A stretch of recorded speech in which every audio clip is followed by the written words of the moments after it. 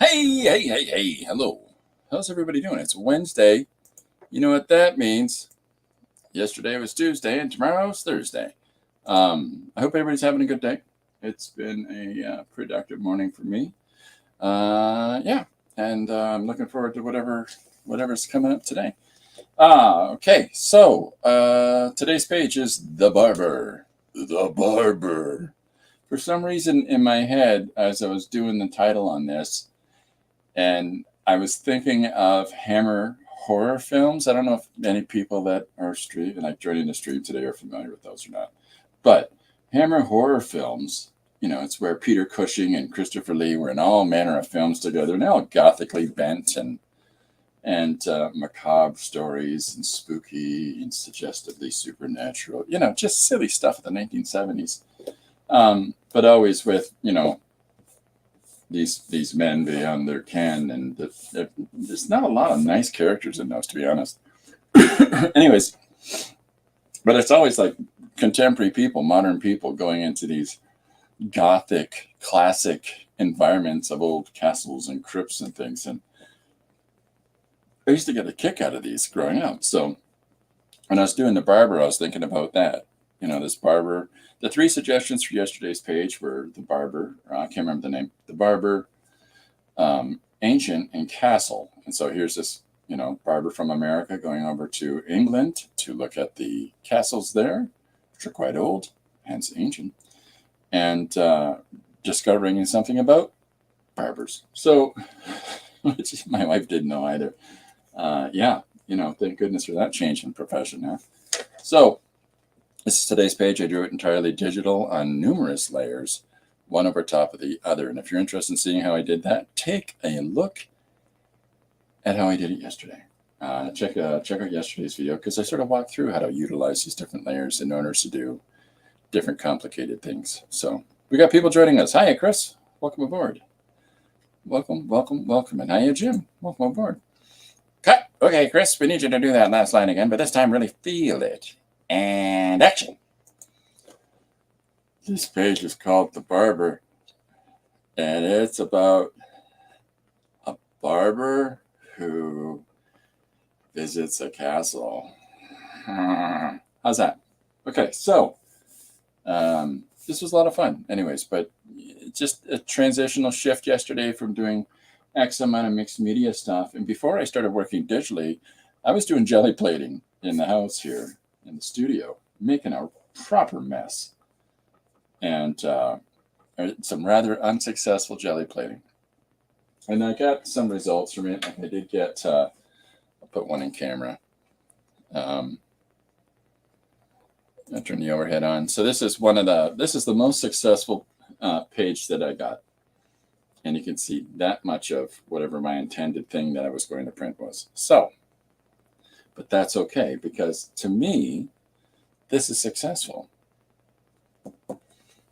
Because it gives me a nice, complicated surface in which to work on, and that complexity goes into the pieces. I talk about this all the time.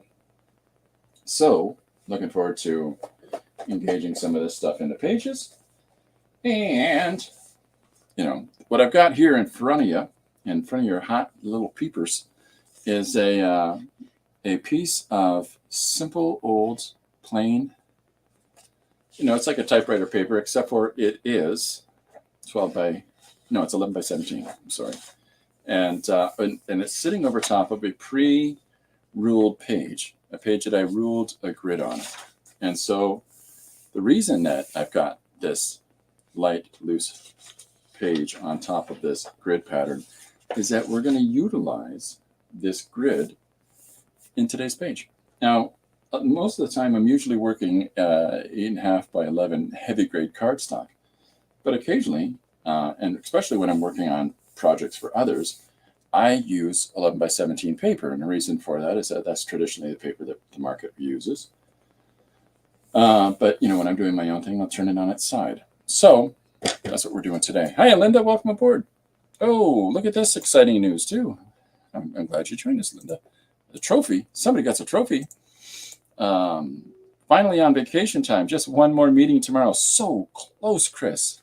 I'm really happy to hear that you're getting a little bit break before the craziness of the next semester on January. It's starting in January. So Chris teaches in Mexico. So enjoy this time. Enjoy this time with friends and family. That's for sure. Okay, so I've got the paper set out. Let's see. I'm going to open the book and pull out a Post-it. See what we get. Okay. And in that way, not being too decisive today. That's for darn sure. Because all right, what I got. Okay, we got one off this page. All right, close that sucker up. Okay. Doesn't even have a name on it. Oh, for heaven's sakes, Christopher. Okay. An indestructible guy that strips before he fights because clothes are expensive. What? I've got to be more decisive when I'm picking things. Yeah, grab this one. But I read it first. That's all I'm saying. Linda said, nice print about the jelly plane. Thank you very much, Linda. It's not as successful as it could have been by far. But, this is usually the sort of surface that I'm working on top of, right? And, you can see how bad some of the others are. But I was trying different techniques of using the baby wipes and pressing them over top of the drying paint that was on the plate, and then putting paper over that and squishing it out, and it would pick up more of the surface, and then I could do it again. It picks up more. Like, it was just the craziest process of it, but we got some different surfaces to work on, that's for sure. Lots and lots. So, okay. All right, so we got our topic today of an indestructible guy that strips before he fights because clothes are expensive. If you're the person who gave me this suggestion and I forgot, because I've clearly forgot to write somebody's name down, please let me know and we'll give you credit. But thank you to yesterday's 3 prompts, which is Barber, Ancient, and Castle for yesterday's page. So thank you again for that. And that was, I see Dan's joined us. Dan and, hiya. Dan and Paula and Anne. So thank you to the 3 of you for your suggestions yesterday. Oh, we got Janet join us. Hi, Janet. Chris is laughing at the prompt that I've picked for today. Well, let's get down to it. An indestructible guy that strips before he fights because clothes are expensive. That's why you come here, for the elevated level of quality. There's a problem with I'll do anything that anybody suggests, and that is that I get lots of any and all everything. So I just want to make room.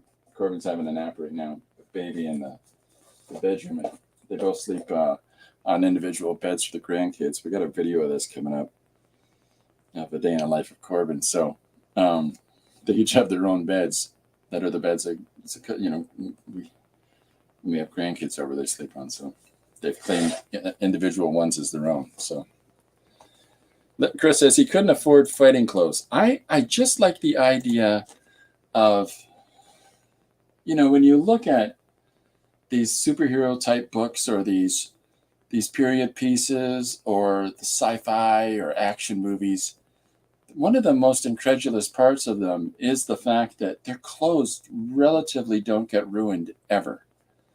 And just some of the absurdity of these Mission Impossible stunts or the like, and clothing not just completely ripped off or serious, problems of it getting cut and whatever else. I've always thought that was funny. That's one of the reasons that I think there's a charm to Captain Kirk in the 1960s Star Trek, because his shirt is constantly getting, torn in the most ridiculous ways as he's fighting.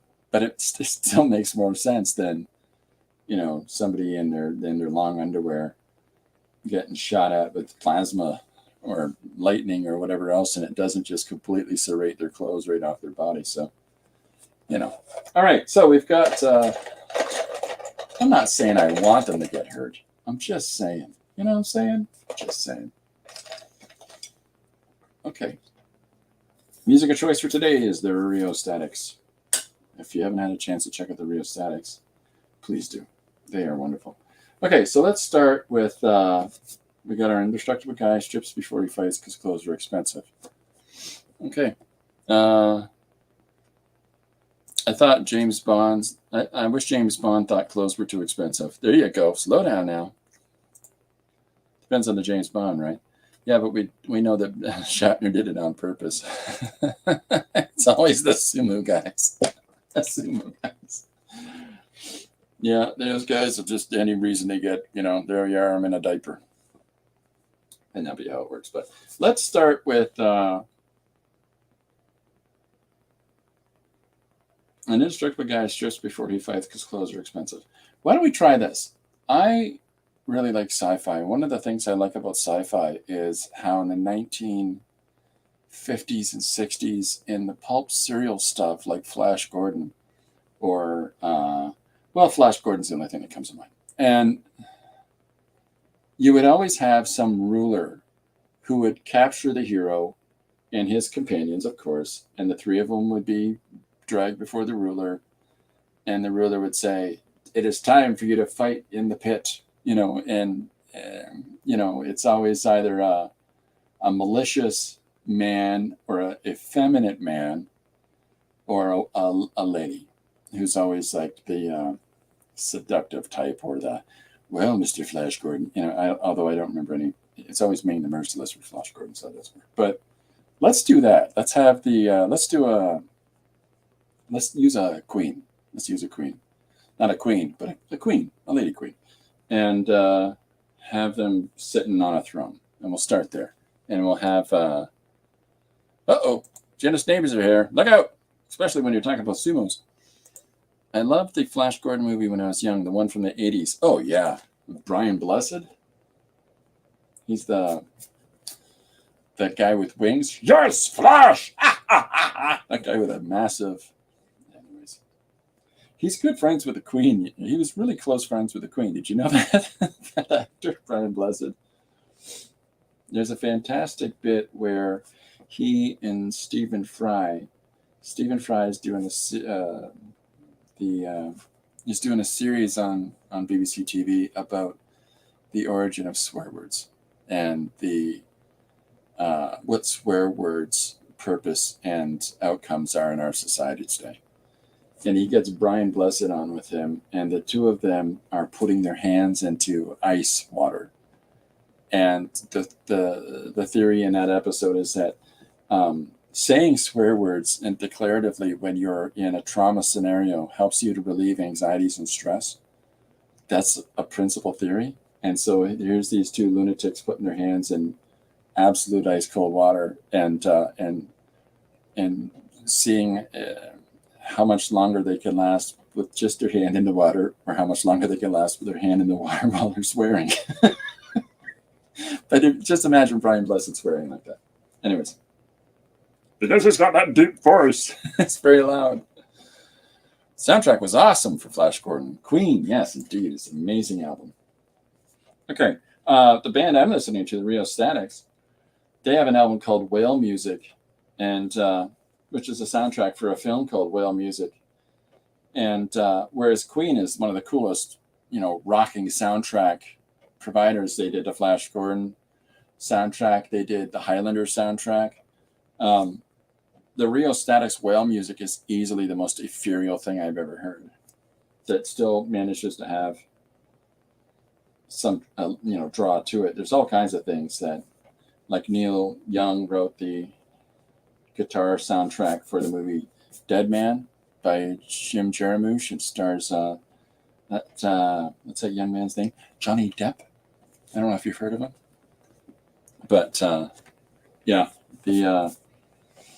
band I'm listening to today is another one that's proficient for just wonderful music.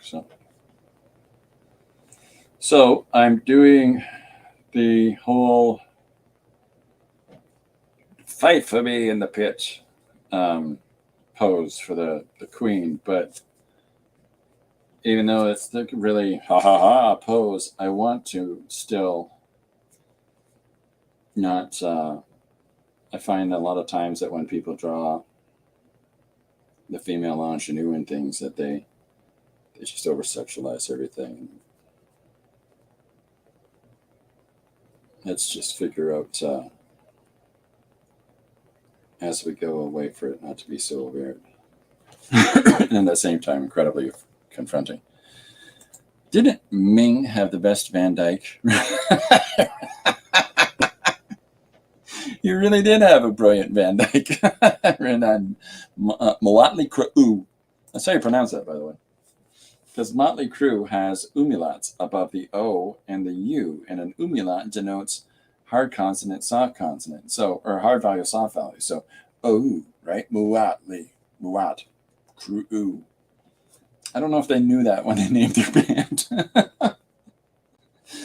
A friend of mine is a huge Motley Crue fan, and I can't help myself whenever he'd say, "Yeah, I was listening to Motley Crue today." I'm like, Motley Crue.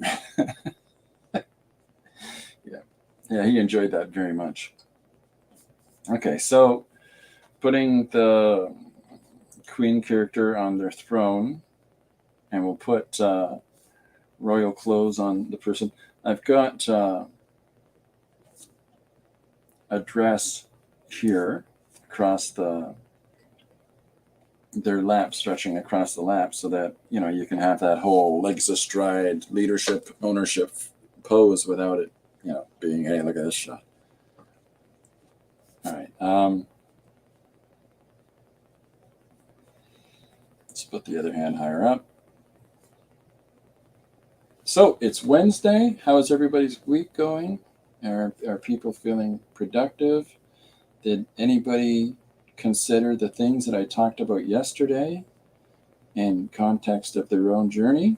And for those of you who don't know, please feel free to watch yesterday. We talked about originality and authenticity and allowing yourself to pursue your own works, to pursue your own output, your own intention. So, I suggested people try a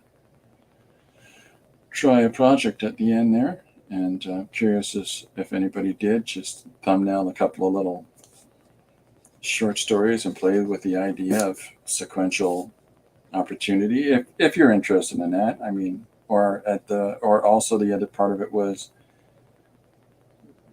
taking a look at what you are doing, what your interest is in your own personal expression, as opposed to the projects you might be doing that are actually more focused on output of another's, right? I'm doing a lot of drawings of or sculptures of this thing that I hate, but I know it sells. Is that important to you as much as your own self-expression? I just ask people to take a think about it for a second. Chris says, I'm finishing a rabbit sculpture in wool. That is awesome news. Check out Chris's channel, please. Check out Chris's visit last week with us as well. Chris walked through the process of making a rabbit using needle pointing and wool, and it's really compelling. And of course, Chris is doing that on their own channel as well. Okay, so we're getting a form in. Oh, I missed something else. Excuse me. I'll try to jelly print this weekend. I'll stream with Miriam on Sunday. We still need to define the time. We'll do something crazy. Excellent. That's excellent news. Looking forward to it. Let's cut this line down a little bit, not have it be so. And we'll bring that knee down a little bit farther.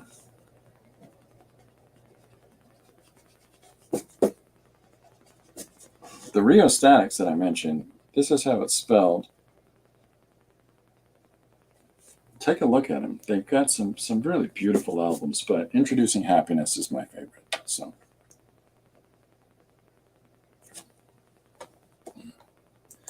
Dan says, Big John Bushima had some of the best seating in Savage Sword of Conan of heroes, or baddies and heroes on thrones. He sure did. There was a real weight and gravitas to how they sat, to how they carried themselves. This is what I'm trying to think of, actually, is John Bushima's approach to that name taking. So, or no, that's Dan. That's Dan that said that. I'm sorry.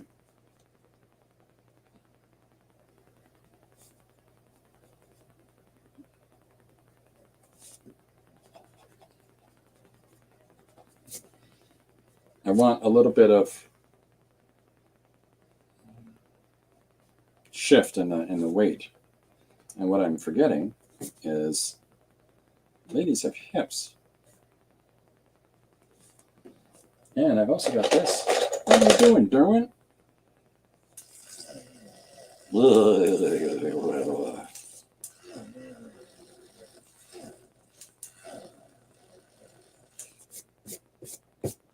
It's almost like the sound of this eraser as it erases on the board, on the paper on the board. It's like it's going, I gotta erase this. I'm looking forward to seeing your jelly printing this weekend. Chris, I'm interested in that very much so, as well as your needle pointing. I think I got the term right. I think I do. You know, like, it's hard to remember all of that, them words. Words is tough. So today I want to talk about a little bit of an extension on yesterday, anyways. Because yesterday I talked about allowing yourself the authenticity, you know, to come through your work, allowing yourself to engage in, you know, original projects and standing by them. Which, you know, this is just, it's a similar thing to what I was saying yesterday, is that belief. It's important that you believe in yourself. It's important that you believe that you have something as valid to contribute as the next person. It's important that you recognize that maybe there's something that you're going to create that is, again, that vision, that image, that idea that people have been waiting for. And it's never going to happen unless you take that shot. But you have to believe in it, right? You have to believe in, and the reason I said believing in your art, storytelling, and sequential art comics in general is that as my specific example, is that I didn't believe in myself for a long time for this. I was showing in a fine art setting and doing this stuff on the side. And because, the fine art community doesn't embrace this. And if it does, it's that very alternative, everything's reductionist and primitive drawings, childlike drawings of things. And well, some of that can be really cool. I personally, that's not my interest, right? So I felt like I couldn't pursue the thing that I wanted to pursue, and I definitely couldn't pursue it in the fine art context, just because it always felt dismissed. And so I let that go for some time. And the first book set that my partner had found while we were moving my studio home was all these finished projects in a drawer in my studio. And of course, her wonder was, "What are you doing? You've done these things and you've taken the time, and you've done nothing with them." And so the reference that I make about you do this work and it goes nowhere and you do nothing with it, I'm talking about myself, because that's what I did. And it's the same with talking about music. I play a few different things and sing in bands, and yet I'm not open about that. There's this part of me that explores stuff, but for whatever reason, I keep it to myself. Well, it's with my partner's support that I finally embraced who it is and what I do fully in 2021.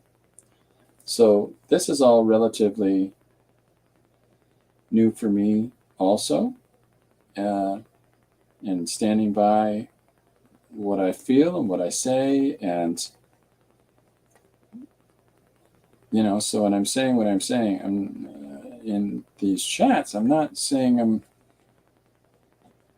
in a sort of a hollow, unconfronting way to myself. I've had to think about who I am and what I've been doing a lot to get to this extent.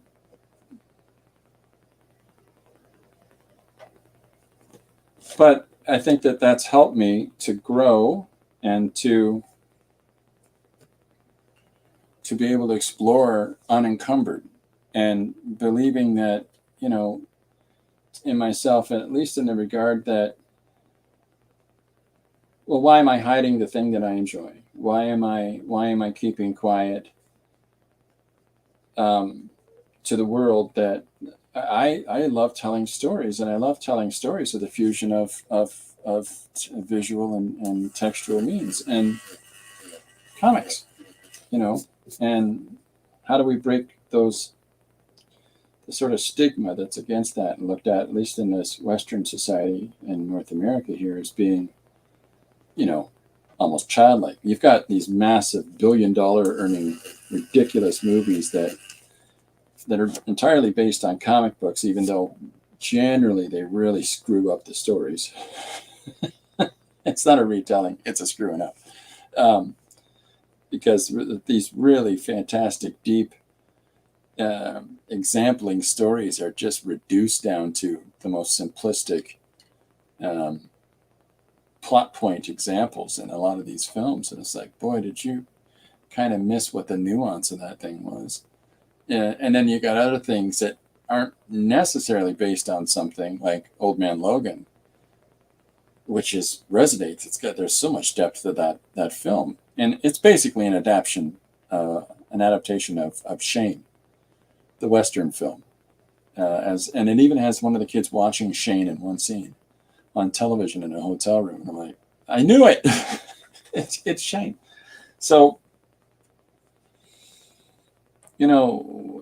despite the billions of dollars this industry is making off of the back of these stories, people aren't reading the books. People aren't going out and finding the books to read, because those are for nerds. The films are as successful as they are. I have a problem with geek culture. The term geek culture really annoys me. A geek is a circus performer that bites the heads off chickens. That's what a circus geek was. So when somebody says, "Yeah, I'm a geek," I'm like, "Ooh," I'm a goofball. So, all right. So here is our queen character, and we'll put some fancy jewelry on them, and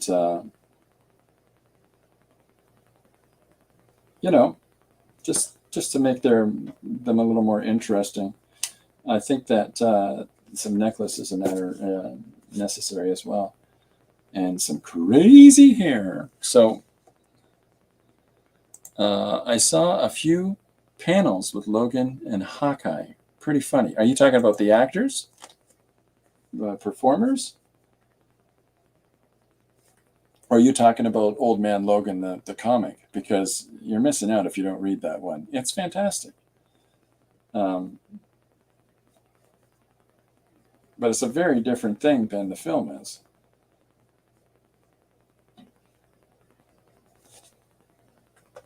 Comic book panels. Yeah, read the book.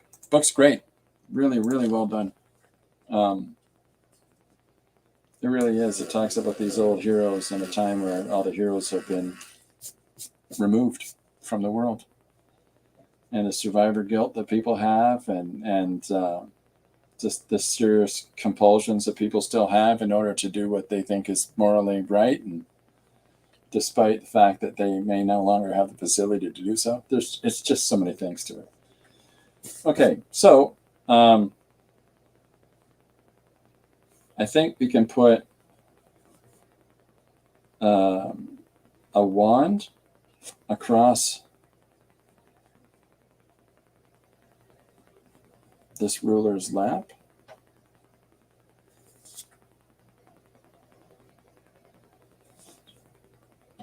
It just seems like a natural thing to do. Pardon me. Yeah, and then we'll put a necklace piece reminiscent of, I don't know, something like an Egyptian thing.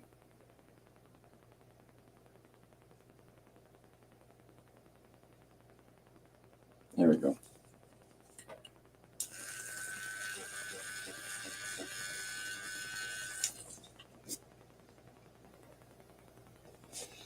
All right, so there's the necklace, and the reason I have it upturned like that is to define the form, the empress, ruler, queen, whatever's form, without overtly drawing, hey, look at this. You know, I find that a lot of times in sequential stories, somebody will be really overpronounced, and I just generally think that's ridiculous. So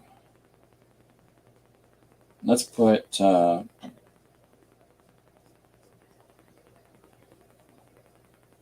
crown on our person. And so here's our first panel of our idea that we have to illustrate of saying, here's what I expect you to do, right? Comic book pen, yeah. Well, hopefully the people that suggested the 3 prompts for yesterday don't mind the piece. That's I had fun doing it, and oftentimes I realized that it might not necessarily be what people were asking or suggesting, but you know, it's about having fun. So I'm gonna little flourish on the headpiece. Chris, if you're still here, I'm curious as to what you're going to do with all of that free time. I know you suggested jelly plating on the weekend, but so let's put some face paint on our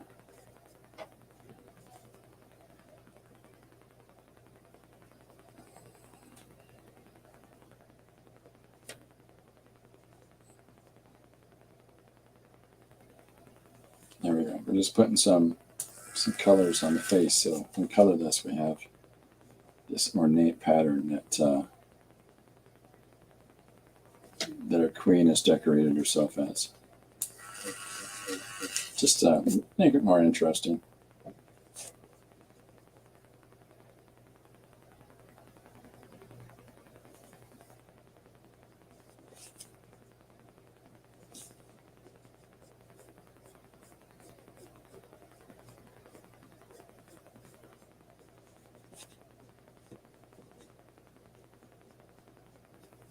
There we go.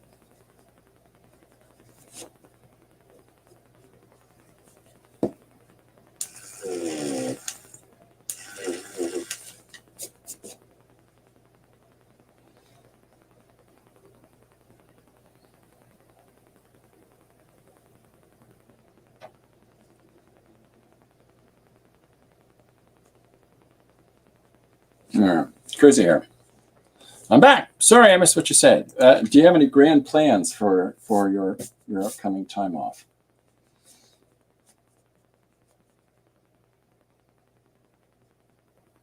That's what I asked Chris. And does anybody else have any exciting plans over the holiday period here?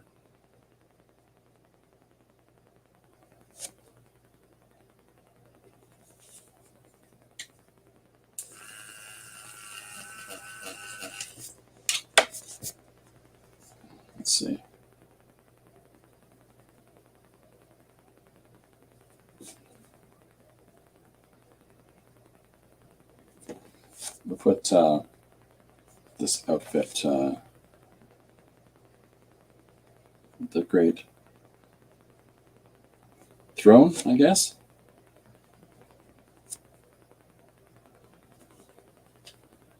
And we'll ink this sucker up just to give a sense of completion to that. But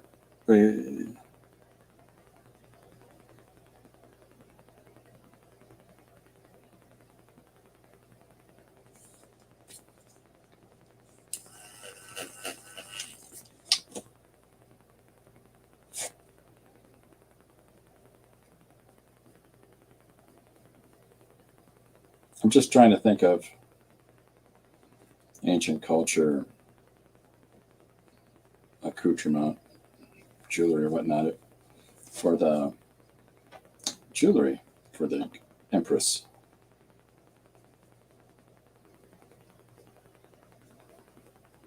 So I've got this frame that sits like so, and I have bled the character out to sit outside of the frame, right? And halfway across into the next, the space between this one and the next one. And just to make them a little more interesting.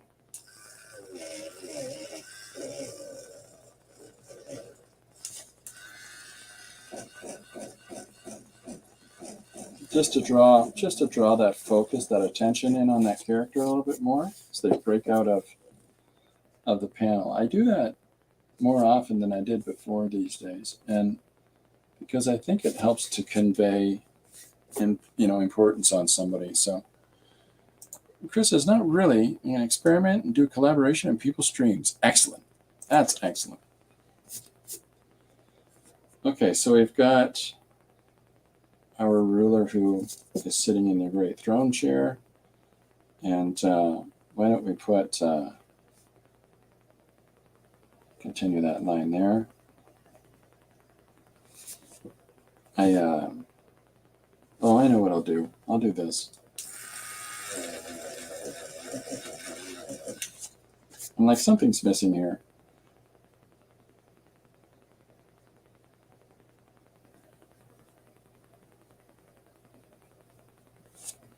I've got a bunch of commissions I'm going to be getting done. I'm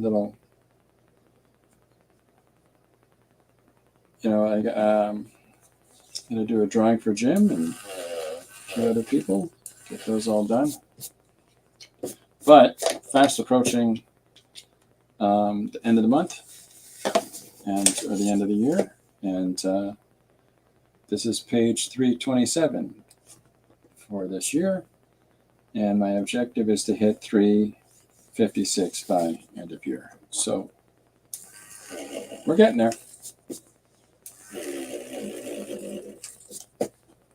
Okay, so here is our Queen Empress character who is ordering our main character, an indestructible guy that strips before he fights because clothes are expensive. So I think maybe what I'll do is I'll have on either side of the Empress, let's put a couple of male characters on either side that are her guards. How's that? And then that way it further illustrates the importance of this character. What about trying the prompt game? I'm not sure I can finish a comic page on a day, but I can try. What is that, the prompt game? What is the prompt game where a group of you do the same thing? Or is it kind of what I'm doing with getting 3 prompts and doing a page? I'm not sure. Let me know. I'll do the prompt game with folks if you want to do that. I could take part in any of these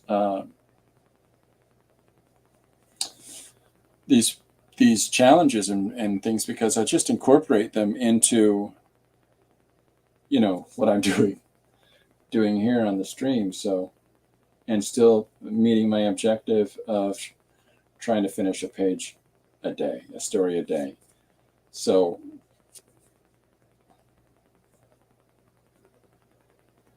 here's her big one of her big guards here. Excuse me.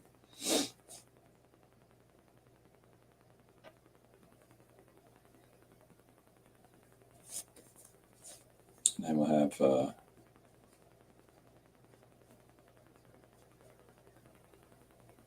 I'll have our guy wearing I'm sure it is a tunic, is it? Well, it's a skirt of some kind, anyways.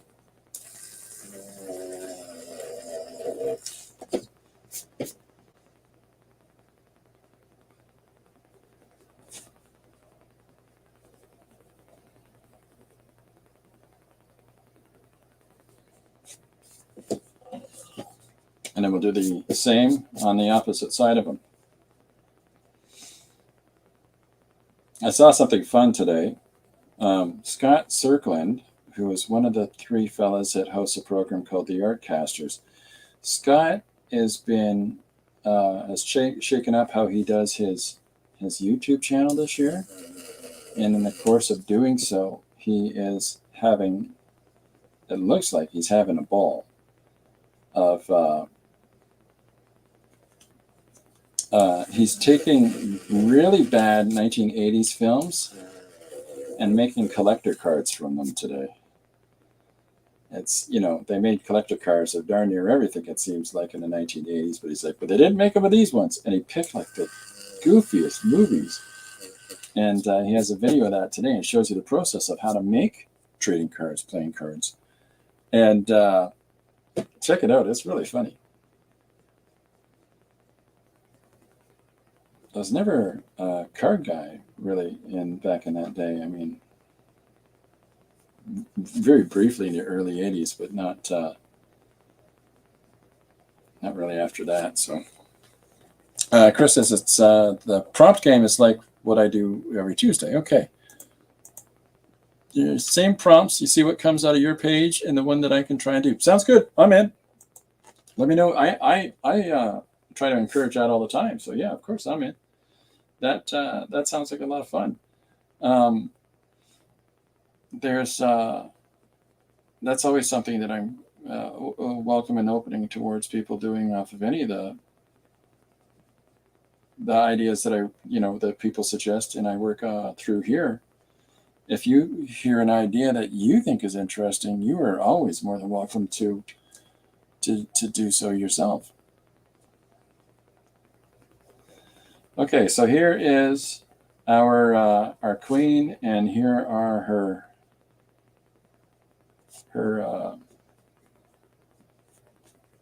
her guards. And so we'll put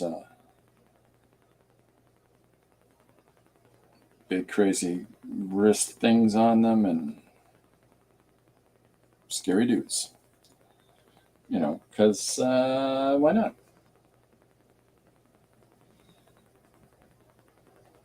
Anyways, if you get a chance, check out Scott's video that he put out today. It's good fun.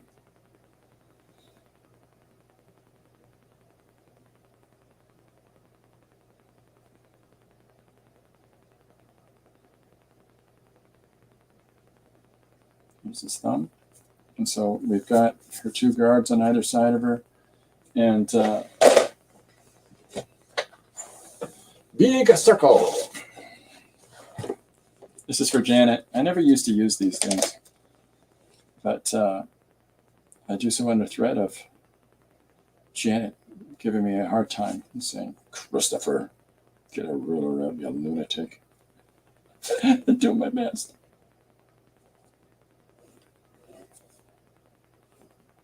Okay, so there's our less than ornate background. To keep the focus on the character in the foreground. I think that sounds like a fun thing to do, Chris. Maybe we could even, if you want to come and join the stream, we'll do that one day. Maybe we can even encourage anybody else that wants to take part and sort of open that up. So if people are interested in engaging that as a day, I think I can have 3-4 people visiting at the same time. So people, we can open that up to a couple others that might feel like they want to take part. Okay, so here's our first panel with the Queen. And I think that what I'll do for the next panel is have lean in on her, having her, you lunatic, and giving him a hard time. The ruler queen is Janet. Yes, indeed. That'd be great with participants. Yeah, participants are good. All right, let's ink this quick, and before I jump on to the next panel.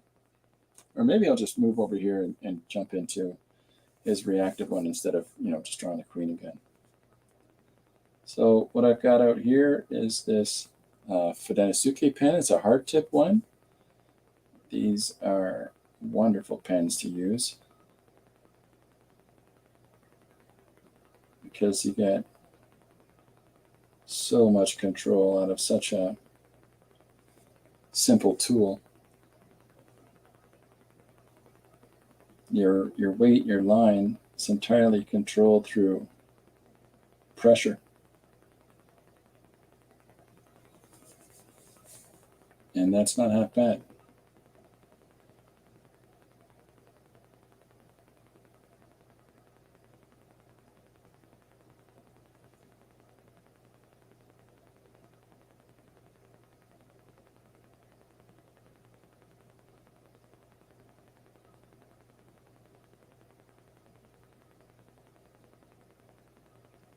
So there's the queen's hand as she's holding her scepter.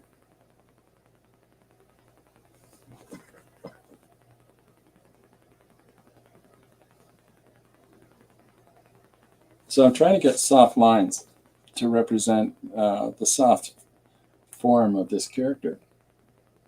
And, with result, like with mixed results, I think. But if you can figure out different weights,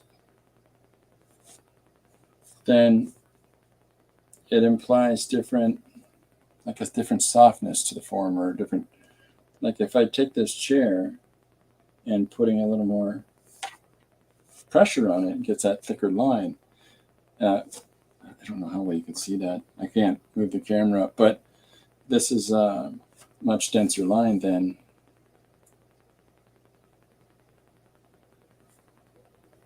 show you on this side. So the intention is to give you a better sense of more weight and volume in that form.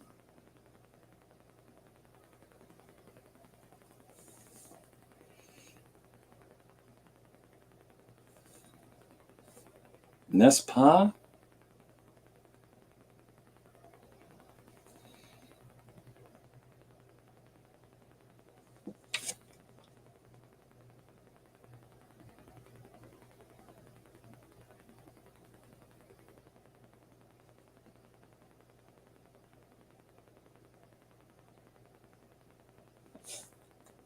So when I'm inking, if I've got a line that moves around here, and it's connecting to another part of form of the same character, I like the idea that the line thins towards the corner point and thickens on the outstretched areas, because what that I find does is implies more dispensation of weight on that line. So on the contours of this character's breast is that the weight is heavier on the underside as opposed to up here. And the connection point, well, we know that it connects solidly and moves along. If we're going to reduce it down the lines in the first place, we know that that's the reality of it. But your eye fills in the solidity of it, even though that those two lines really barely touch.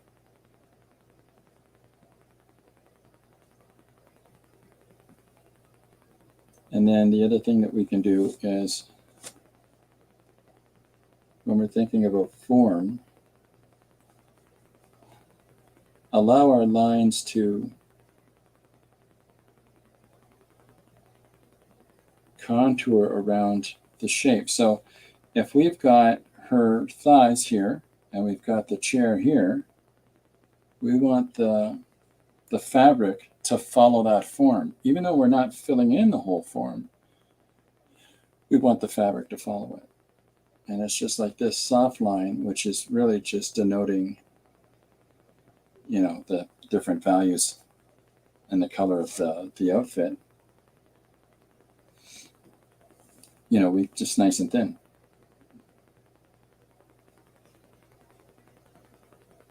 So here's the other part of that little hang of fabric in front of her outfit. So when we're stretching the garment, we're again accounting for the form and how the garment sits on the form. Or at least considering those things as we stretch it across.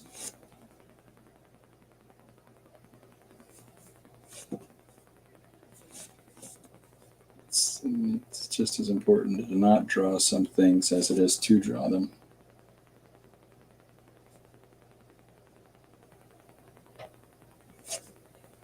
Yeah. Am I missing anything? Nope. Okay, good. If anybody has any questions, thoughts, suggestions, I don't know. You got formal complaints, take it up with HR. So sometimes when I'm inking, I'll add in elements that I may have not included in the penciling stage.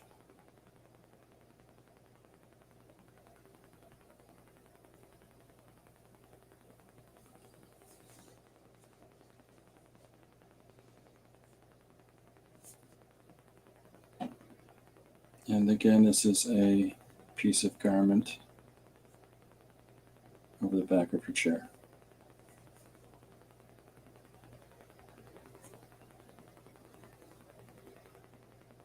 And this is a piece of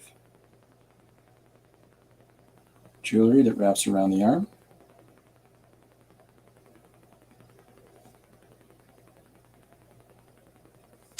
Yeah.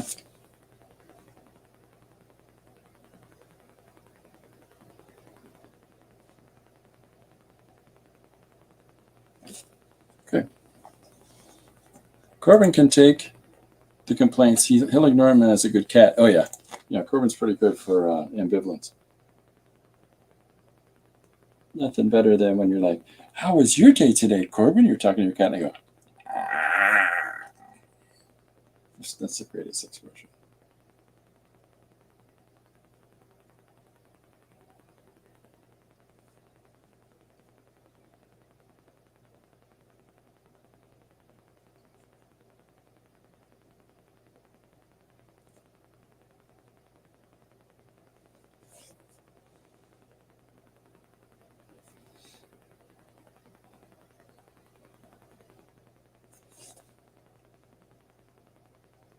So this is the sort of thing that relates to, this would have been a subject that I never would have honestly drawn in the early days of illustrating stories sequentially. And the reason for that is that, well, I don't want to, I think it's kind of awkward to draw pretty ladies or something, in story. Just because, well, my mom said, anyways. So out of that long-standing neuroses or courtesy, you pick which one. I wouldn't draw. There wouldn't be an abundance of female characters in stories. And now I just draw whoever I don't. I'm not overly concerned. But, it's funny, those things that, again, we hold back because we don't believe we should be doing something, or we don't, have trust or the assurity to stand by the things that we're doing.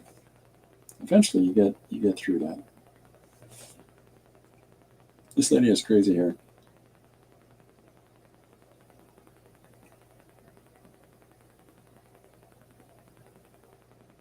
So I've just left the here as a kind of abstract and haven't filled it in, because then I can pick and choose what color I want it to be. See, before I'd fill everything in, these are all solid blacks, and that's boring. But this has come together fairly quick.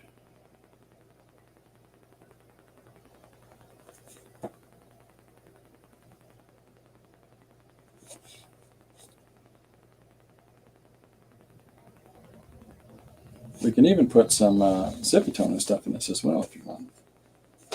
Do I have a small or somewhat manageable ruler? Nope, we got you. Okay.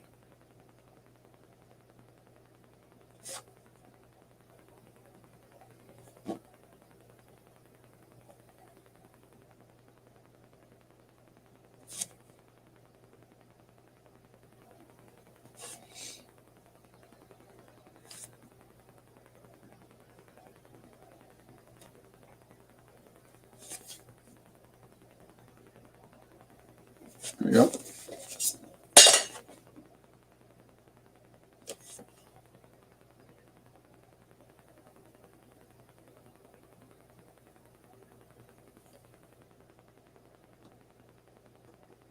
Not very talkative when I'm doing this because I'm not an inker. Anyways, yeah, okay, so this is coming together. I'm pretty pleased with how this has come together.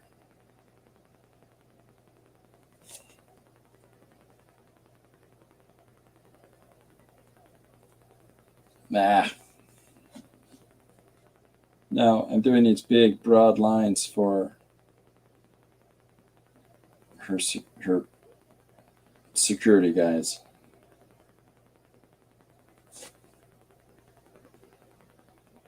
Just give them a different sense of form. They're big burly gorilla types.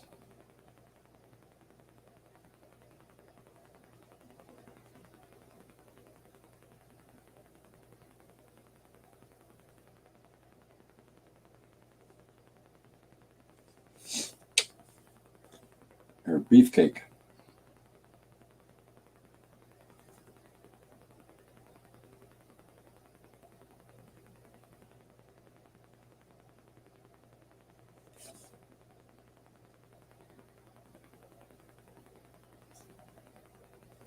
All right. Nerdy art question. Where do you buy your paper and what kind is it? Well, that's a fun question. Thanks, Jim. I have a bunch of different kinds of paper that I use. And being in Canada, some of the sources may well be different than what you're available to find. But the paper that I'm using at the moment is just a regular old vellum paper that it's basically like typewriter paper, but on a much larger scale. And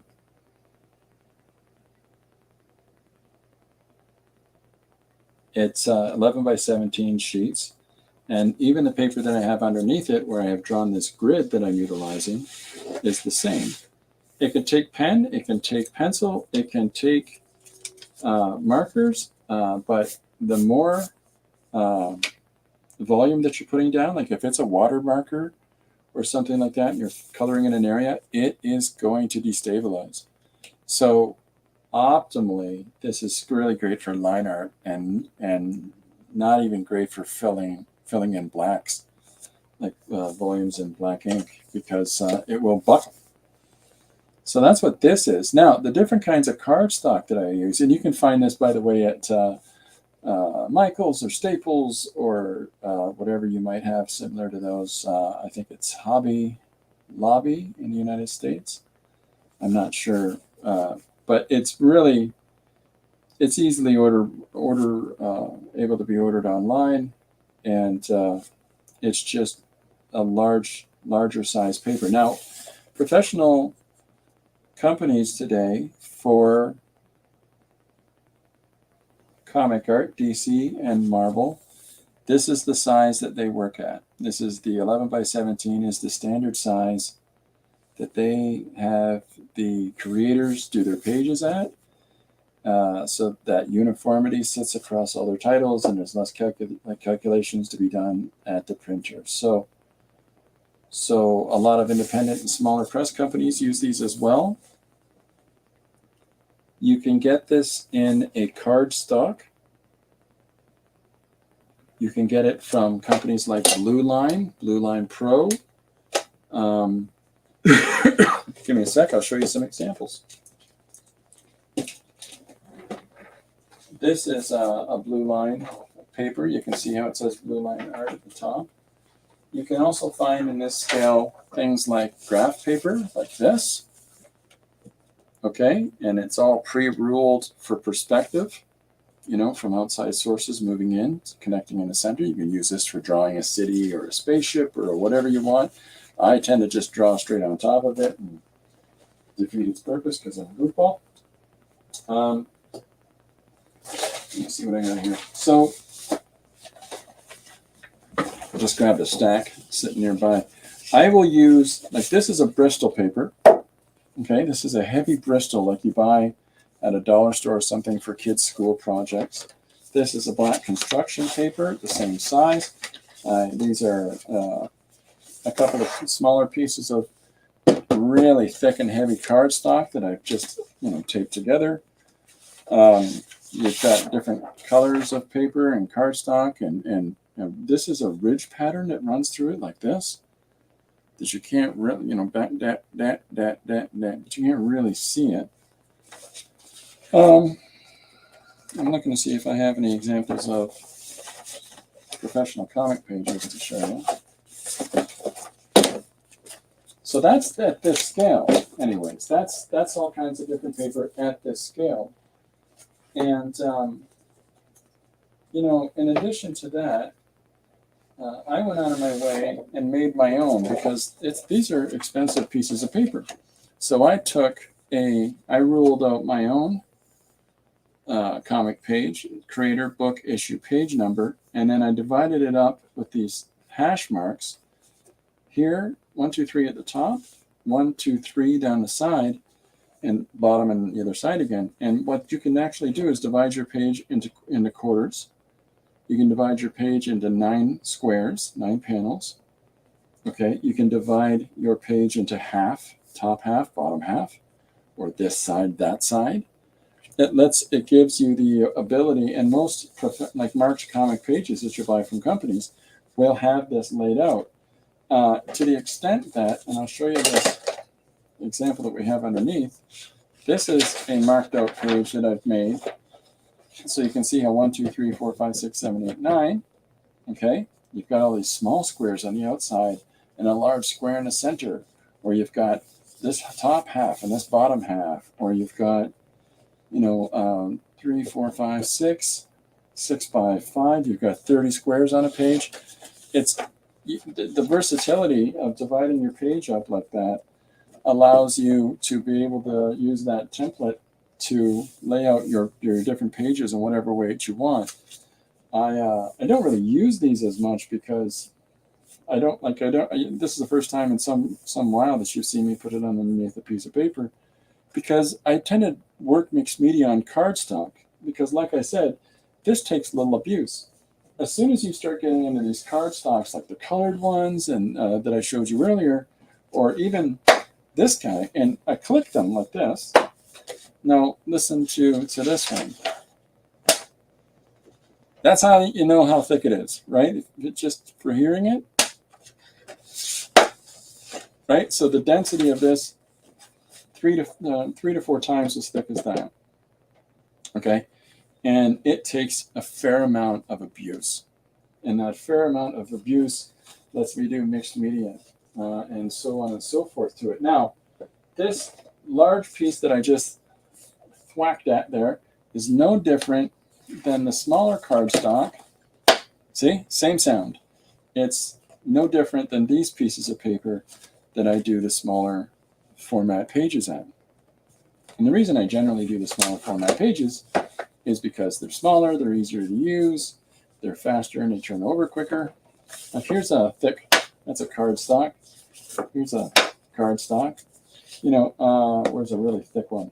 The green and the red are really thick. You can hear the thunk of that sucker. So all kinds of different paper stuff out there to use. And like this is a Bristol that's got paint on it.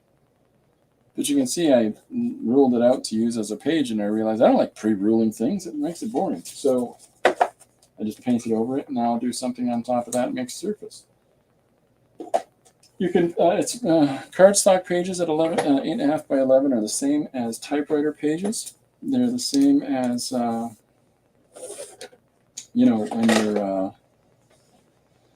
when you're buying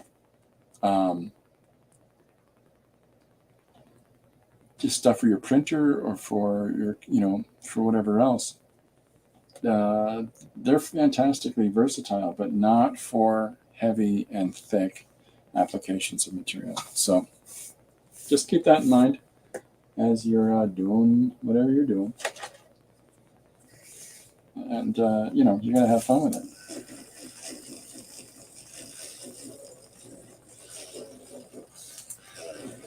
Actually, I think I'm going to take a left turn with this for a second, because that's what I do. I'll erase this later. It's boring. So I think I'm going to draw our hero, the indestructible guy that strips before he fights because clothes are expensive. I think I'm going to draw him as an astronaut. I don't know why, but I think I am.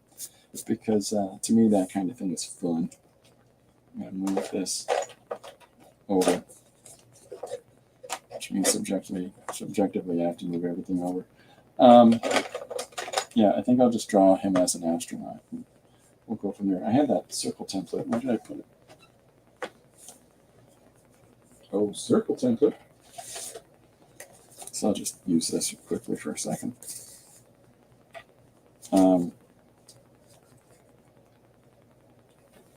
Yeah, good enough. Astronaut.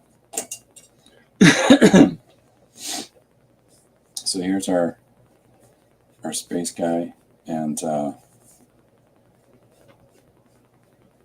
I realized that I ruled a line, and then I really didn't stand by it, because I don't need the entirety of the line here. I need, part of that for the form.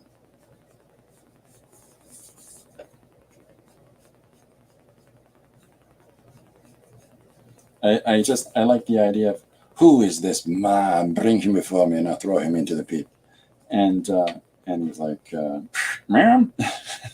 I don't know why. I just do things half the time to amuse myself, folks. So I'm just putting some forms on the dome in order to try to show us reflections of things around him and give you a sense of the volume, the shape of the helmet.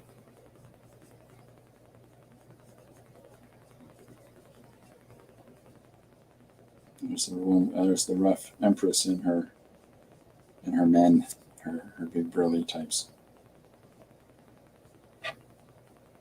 And I've reversed them. I've done them the opposite. So this guy's arm is here. And so the cross-arm guy is over here. And then we'll put all kinds of people as though they're gathered around, and you can see a larger part of the scene.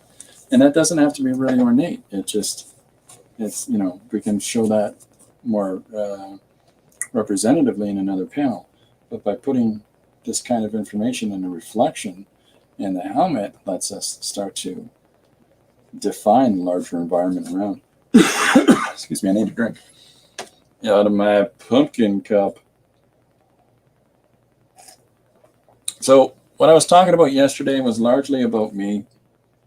When I'm talking about not trusting yourself initially, there was a lot of examples I used of contemporary, but they were contemporary to me. But some of those examples, like, just stop trying to do something that you don't necessarily want to do, or if you're doing something that for yourself and expressing something in your own way, and at the same time you're still trying to do these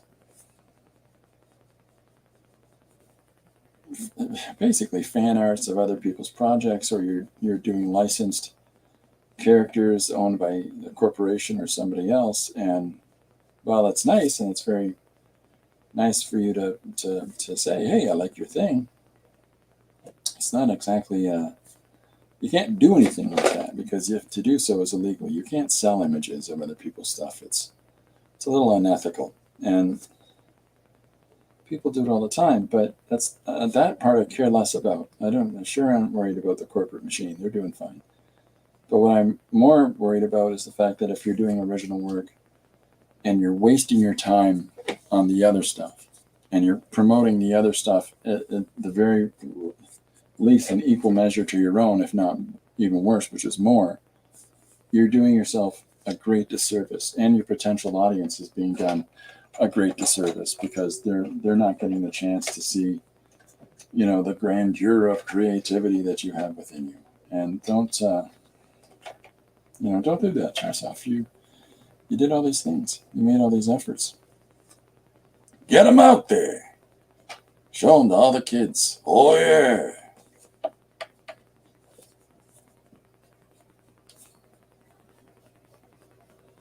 So now we're putting the back of the helmet in. And, of course, the lines all clean up with the inking, right? And I'll give him this big old backpack. These crazy kids.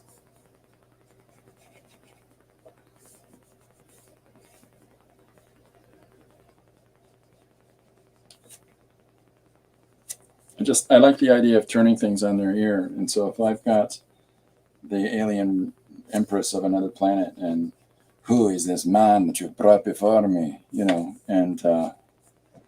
when the camera pans over, it's a dude in a spacesuit going, ma'am, have him fight the beasts in the pit, And then we get to have him take off his spacesuit, and of course he's going to need help because it's a spacesuit. But you don't want to wreck this. They're expensive. And that's the whole suggestion, an indestructible guy that strips before he fights because clothes are expensive. Well, we'll still have him be indestructible because he's our protagonist, and they generally are. But we don't want to wreck the outfit. So that's the yoke, folks. That's the whole yoke here.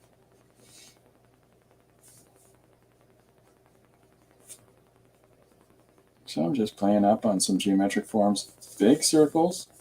There's a big rectangle, big stretched square for the backpack full of, I don't know, whatever astronauts like to carry around, rocks,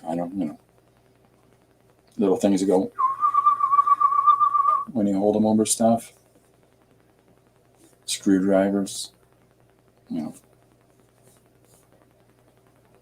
his stuff, his marble collection. Took it to space in them. You don't get to ask why. So here's our guy, and we'll just push it out a little farther. So now, much like she's leaving out of a panel, we've got him separating out of the panel as well. I guess I got to do his backpack like this. Here we go. So it's just more. It's just another extension of the same kind of an idea. So that what's the consistency of our panels on this page? Well, in every panel, there's somebody who's stepping outside the confines of said panel.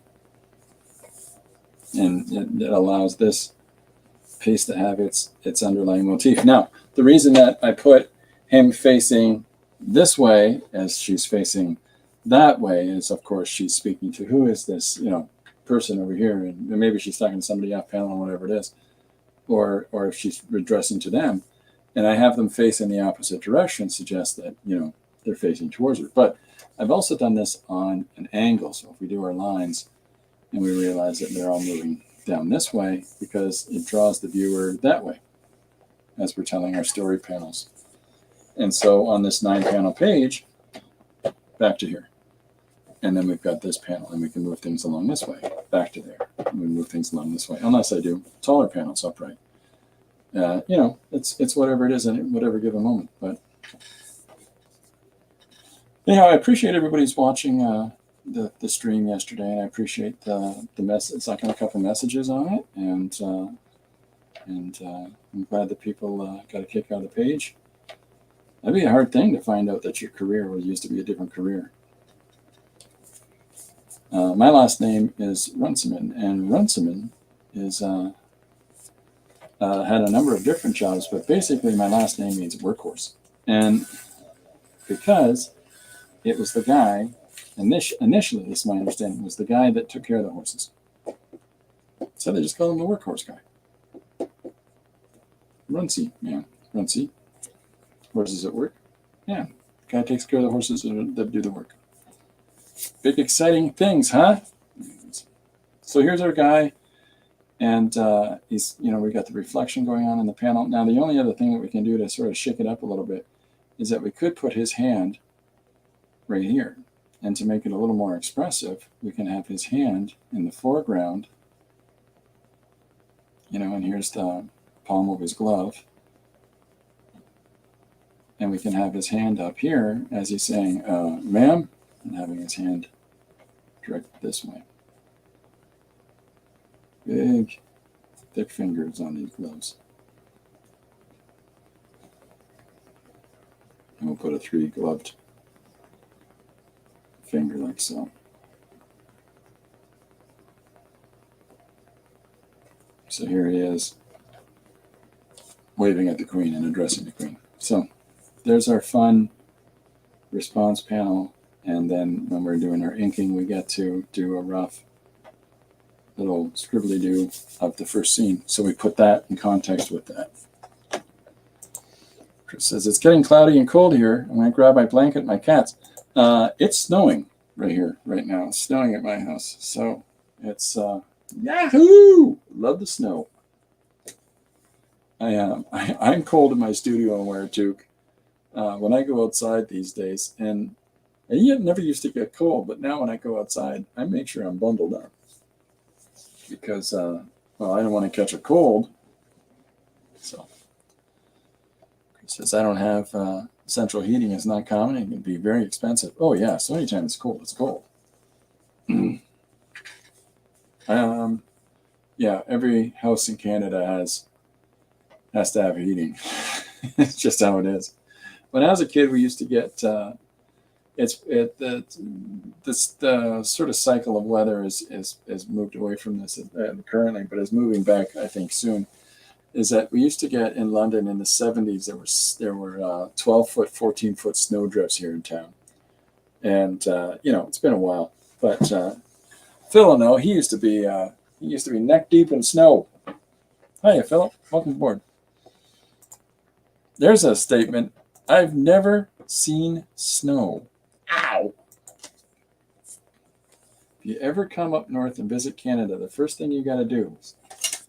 This is probably mostly for Franklin Mapleton, Frank Salazar. Is you pour some maple syrup on the snow, and then you pick it up in your hand and you eat it. Just be careful watch out for that yellow snow. Watch out where the huskies go. Da da da da. A little bit of Frank Zappa for you. The lowest temperature we get here in winter is 0 or 1 centigrades. I have camped in -42. I have as a scout leader when my oldest was a teenager, and we camped in -42 in tents. Plastic vinyl tents. Good fun in the sun. Back in the 70s, you just shovel the house out. That's exactly it, Philip. That's exactly it. Chris says hi. Okay, so here's our guy with the glove, and I'll just start scribbly-dibbling on this for a second, just so you see where I'm going with it. So I'm using that thick, pressured line, and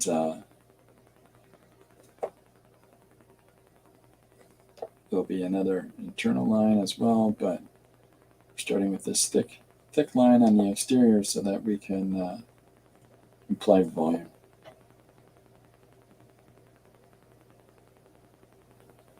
Yeah, we tobogganed out the second floor window of our house. And on our sleds and right down the back roof, right onto the snow. It was so high, and about 30 feet across the yard. It was a different time until we got in trouble. That is,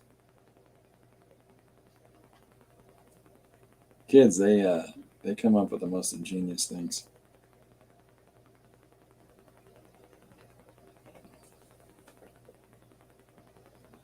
So this is just giving a little bit of form and shape to the gloves and some of the folds, and so just try to go back into that catalog in your brain and think about gloves and the shape of gloves, and start to think about how that fabric of this canvas, sort of a fabric of this heavy, I'm not sure what it is, but I think it's like a heavy canvas, and how that doesn't fold easy. And we'll put some seams in here so that the thumb can clearly act autonomously with a little less pressure on it from the other fingers. And we'll put another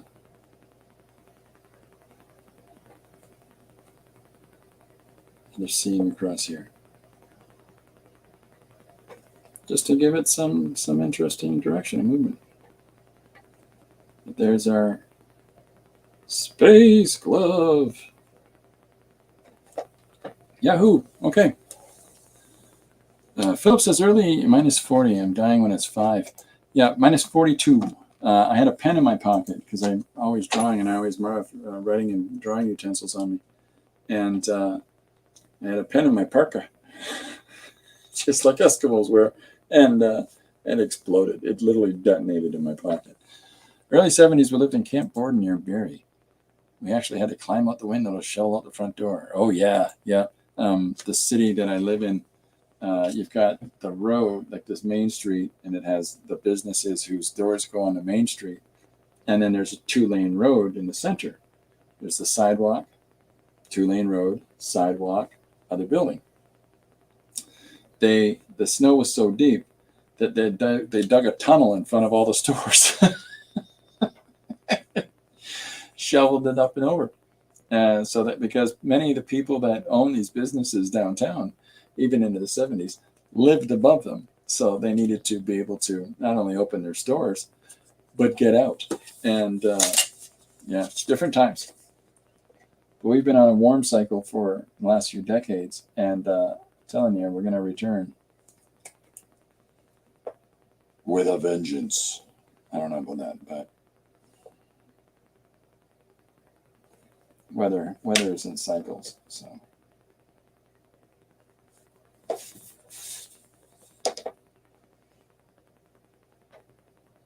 So when I do this, when I would scan this and put it into the computer for coloring, I'll actually put proper boxes on the outsides of these panels. That was life up north. There you go. Yeah, it was brutal. Different times. London in the 70s had 5 snow shovels, 5 vehicles that had shovels on the front for digging out snow. Now we have, X amount of them, and everybody's trucks have them on them, and well, not everybody's, but a bunch of people's trucks have them on them. But back then, there weren't enough here, and so when these big snowfalls hit, just shut down the city. There were kids stuck in a high school here in London for 5 days. Medway.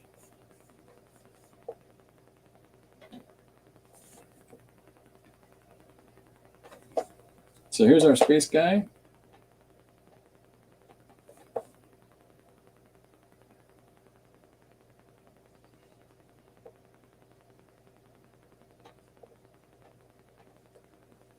Just putting together some combination of shapes in order to make his space outfit a little more elaborate here.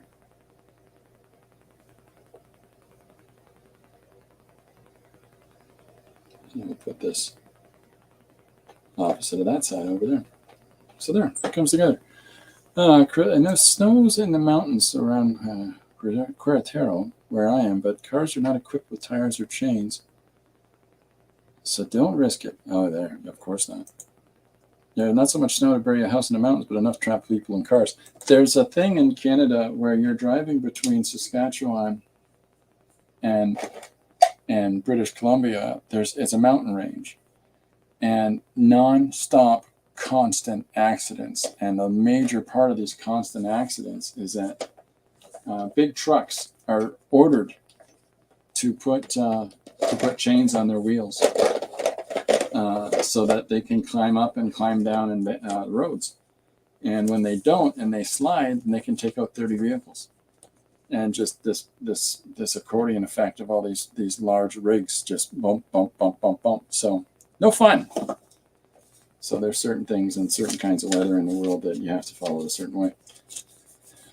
All right, well, just to sort of tie out what I was talking about earlier, believe in yourself. Believe in the things, the capabilities that you have, and believe in the stories that you're interested in telling, and just do them. Don't worry about what other people say. Don't worry about the spit and polish on them. Don't worry how pretty they are. Just do them and see what that gives you. You're going to improve on things as you go along, but at the very least, the part of what I was referring to yesterday about having just standing by your originality and having, being your authentic self and pursuing your own ambitions. I think the third part of that is you got to believe in yourself when you do it. Believe in yourself enough to say, whether or not I'm going to get rejection from other people, I like what I'm doing. And it's okay to like what I'm doing. As long as you're not hurting anybody, what's the problem? What's the fuss? So, yeah, give that a shot. So whatever you're creating, whatever your direction is towards, whether it's storytelling or fabricating or, manufacturing brooms, whatever it is, stand by your thing. Believe in yourself. Somebody out there is looking for it. They just got to find it. They just got to find you.